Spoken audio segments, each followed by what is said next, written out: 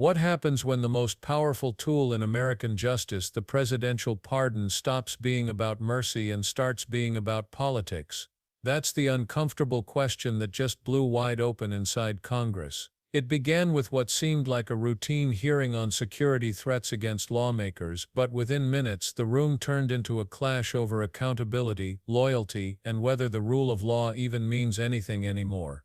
And sitting right at the center of it all was Attorney General Pam Bondi, forced to answer or avoid questions she could no longer escape. Thank you, Mr. Chairman, and Ranking Member Meng for holding this important hearing, and thank you, Attorney General Bondi, for appearing before us today. Madam Attorney General, I serve, in addition to the Appropriations Committee, as a ranking member of the Committee on House Administration. I sent you a letter last week along with my Republican counterpart, Chairman Brian Stile, requesting an increase in federal prosecutory resources to address threats against members of Congress, particularly in light of what happened last week in Minnesota, that tragedy. In 2024, the U.S. Capitol Police identified and received nearly 9,500 concerning statements or threats against members. Federal prosecutors have only secured 8 convictions so far, and the heightened threat environment demands an all-hands-on-deck approach. Will you commit to assigning an assistant U.S. attorney or a special assistant U.S. attorney in each of the 94 federal districts to, at least on a part-time basis, investigate and prosecute threats against members of Congress? So thank you for bringing that up, and I take that very seriously. Not only what happened in Minnesota was horrible. I've spoken to Keith Ellison. I've spoken to Amy Klobuchar about that. It's horrible. We are involved in that. The FBI was involved. Our U.S. attorneys are involved. Many of these are district to district. So the way we're doing that is, I will tell you, my National Security Division is involved in all of those and assisting in those. We meet every single morning and we discuss that. But many of those, Minnesota, will be handled in the state in which it happened. Another one is So, may Governor, I'm sorry if I can keep going. I'm sorry. I don't mean Quickly, to. though. I filibuster. Governor Shapiro and what happened in Pennsylvania with Governor Shapiro. I've spoken to Governor Shapiro. We are working hand in hand, our U.S. attorney with the district attorney there, hand in hand, just like in Minnesota. I made sure our U.S. attorney and our district attorneys there were working hand in hand. Political party doesn't matter when something like this happens. And I also want to make sure all members of Congress are safe as well. Okay, and I would reiterate, Chairman Stile and I think Chairman Stile and I agree that at least a part-time in each of the 94 districts would be appropriate. Let me change topics for just a moment. I'm Really sorry. quick on that. Yes, we're doing that through our National Security Division, so I think that's already in the works, and I would be glad to meet with you in a secure facility to talk about that. Very good, thank you. Continuing, in addition to my role here, the committee that I serve on as an authorizer oversees Capitol security as well as federal elections, so I'm closely following the aftermath of January 6th. Recently, several defendants who received presidential pardons related to that day are now arguing in court that the pardon covers crimes like, for instance, illegal firearm possession discovered in a search of an individual's home in California months after January 6th. What's your position on whether the pardons cover these separate offenses? The pardon power rests with the president, not the Department of Justice, and some of that is pending litigation, and I cannot discuss pending litigation. Well, I'm not asking you about who has the right to a pardon. I think as the Department of Justice in February wrote, the pardon is an act of grace which removes the punishment from a crime a person has committed. It further said, in its effect, the granting of a pardon is in no sense the overturning of a judgment of conviction. It is an executive action that mitigates or sets aside punishment. So as the chief law enforcement officer, what's your opinion, not the president's power of whether he can offer a pardon? That's pretty clear in the Constitution. But for crimes committed unrelated to January 6th, would you suggest that the pardons would cover activities or crimes potentially committed outside of that by the same person?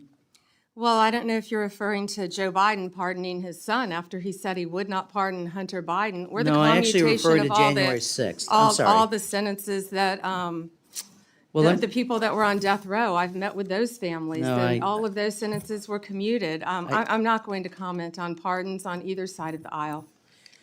So, well, I'm not asking about either side. I'm asking, you're the chief law enforcement officer in the United States. You have a responsibility directly, but you swore an oath to the Constitution, not the president. Want to know what your views are on the extent to which pardons cover potential crimes committed by individuals who've been pardoned but unrelated to January 6th. Do you mean the ones that were done by the auto pen? I'm not going to discuss right. anything that Mr. could be Chairman, or not be I pending litigation. respectfully, you know, Ms. DeLauro accused you of filibustering. I think that's the height of filibustering. This is a serious, serious topic. And for you to suggest that you don't have an opinion or to divert to other things that have nothing to do with January 6 pardons, I think is frankly demeaning to your responsibilities and your job. With that, I'll yield back. Representative Joe Morelle opened with numbers that stunned the room. In 2024 alone, the U.S. Capitol Police logged nearly 9,500 threats against members of Congress. Threats to kill, threats to harm, threats designed to silence elected officials. Yet federal prosecutors only managed to secure 8 convictions. 8. The gap between threats and accountability isn't just shocking, it's terrifying. And Morelle wanted to know why. If democracy can't protect its own representatives, what hope does it have of protecting the people they serve? But here's where the story turned. Because instead of giving a clear answer, Bondi pivoted. Rather than directly addressing why prosecutions were failing, she shifted the conversation to something else entirely. She tried to bring up other pardons, other cases, other political figures. A classic maneuver: deflect from the uncomfortable by pointing somewhere else. But the tactic didn't land. Morelle wasn't asking about anyone else. He was asking about pardons tied to the darkest day in modern politics. He was asking whether people who tried to storm the halls of democracy could now walk free, shielded by presidential grace. And the answer mattered, because pardons aren't some casual courtroom tools. They're meant to be rare, extraordinary acts of mercy, a last chance to temper justice with compassion. But when used as a shield for political allies or extremists, they become something else entirely: a weapon.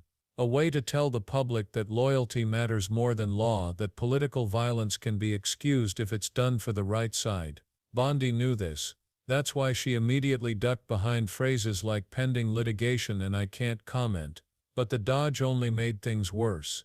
Because while she was trying to project neutrality, the silence said it all. If the system truly believed pardons should never cover crimes beyond their original scope, why not just say so? If the department believed accountability came first, why not state it clearly? Instead, the country got vagueness. And in politics, vagueness is often louder than words. But let's pause for a moment on those numbers. 9,500 threats, only 8 convictions. That's not a blip. That's systemic failure. And it didn't happen by accident. Think about it. When ordinary citizens make threats, prosecutors usually act quickly. But when threats come from politically motivated extremists, the machinery suddenly slows down. The FBI, the Department of Justice, the U.S. attorneys, they start tripping over each other. Cases get delayed. Jurisdictions clash, and the result? Almost nothing gets done. Why? Because political leadership doesn't really want to crack down. They want the image of toughness, but not the consequences. They want to condemn violence in public, while quietly avoiding actions that might alienate the very base keeping them in power. And that's the real scandal Morelle exposed. The problem isn't resources, it's willpower. The system isn't broken, it's functioning exactly as designed. To look strong on the surface, while protecting allies behind the scenes. And this is why pardons after political violence become so dangerous. Because once they're granted, they aren't just about one individual case. They set a precedent. They tell future leaders, if your friends break the law, just wait. A signature can erase it. Pardons transform from tools of mercy into currency. Political favors traded for loyalty, protection given in exchange for silence. And once that line is crossed, there's no going back. That's what Morelle was really hammering at. He wasn't debating technicalities. He was asking whether the Department of Justice, under Bondi's leadership, was willing to draw that line. Was she going to stand for the principle that pardons should never excuse future crimes? Or would she allow the ambiguity to linger, leaving the door open for chaos? Bondi's response didn't reassure anyone. She leaned on meetings with governors, on coordination with attorneys, on process and procedure. She made it sound as though everything was under control, but the details revealed the opposite. If the DOJ and FBI were truly working seamlessly, there wouldn't be 9,500 threats with almost no prosecutions. If the system were really aligned, extremists wouldn't feel emboldened to threaten elected officials. Instead, they'd know accountability was certain. The reality is, enforcement is selective, and that's exactly why people are losing faith. And here's the twist that makes this story so explosive. Morelle forced Bondi to confront not just the present but the precedent. If pardons can cover crimes beyond their original scope, then anyone who receives one could essentially become untouchable. Imagine an individual pardoned for one offense, then later caught with weapons, or plotting further violence. Could they waive their original pardon as a shield? That's not hypothetical, that's exactly what defendants are arguing in court right now. And if courts uphold that interpretation, the pardon power would become the ultimate get-out-of-jail-free card. That's the nightmare scenario. Pardons no longer as rare acts of grace but as blank checks. And not just for today's leaders, but for every president who follows. Imagine what it would mean if every future administration knew they could protect allies from any crime, no matter when it happened, simply by issuing a pardon once.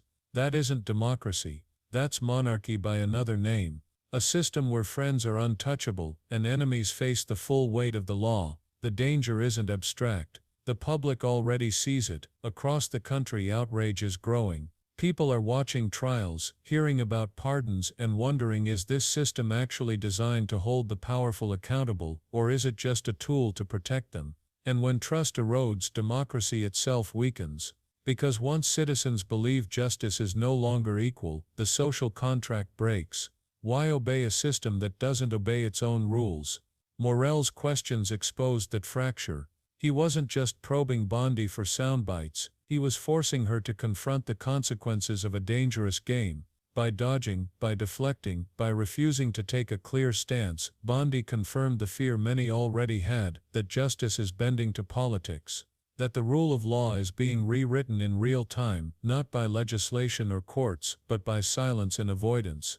And that's why this exchange matters far beyond one hearing. Because what played out in that room wasn't just a clash between a congressman and an attorney general. It was a microcosm of America's biggest crisis: whether accountability can survive partisanship, whether violence can be excused in the name of loyalty, whether power now means freedom from consequences. For anyone paying attention, the answer is chilling. Pardons are being dangled like weapons.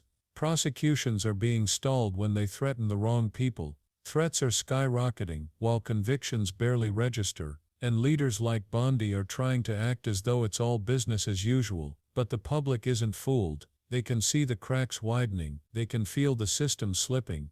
And they're asking the same question Morelle asked that day: if the government won't protect its own members, who will it protect? Let's be clear, this isn't about partisan fights or courtroom details, it's about the future of justice itself. If pardons are abused, if accountability is avoided, if prosecutions are selective, then the rule of law no longer exists. And once it's gone, getting it back isn't easy. Because power once claimed is rarely surrendered. So where does that leave us? With a choice. Either leaders begin to draw the line, clearly publicly, and with no exceptions, or the line disappears altogether. Morelle forced that truth into the open, and now it's on the public to decide whether they'll accept silence or demand answers. Pam Bondi tried to deflect, but in doing so, she revealed more than she intended. She revealed a system willing to protect power over principle, loyalty over law. And that revelation should scare every American, no matter their politics. Because if pardons become weapons, no one is safe. Not lawmakers, not citizens, not democracy itself. The question now isn't whether the pardon power can be abused. We've already seen that it can. The question is whether anyone has the courage to stop it before it destroys the foundation of justice altogether. So what do you think? Are pardons protecting democracy, or are they tearing it apart, piece by piece? Let us know in the comments. And if you found this breakdown eye-opening, don't forget to hit the like button, subscribe, and turn on notifications. The next video dives into an even bigger controversy you won't want to miss.